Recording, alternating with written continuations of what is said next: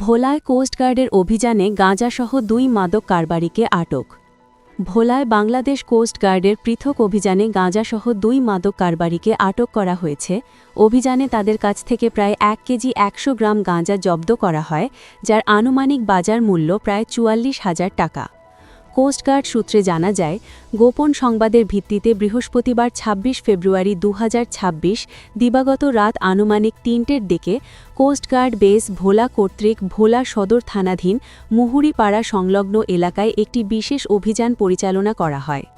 অভিযান চলাকালীন সন্দেহভাজন ২ ব্যক্তিকে তল্লাশি করে উল্লেখিত পরিমাণ গাঁজা উদ্ধার করা হয় এবং তাদের আটক করা হয়।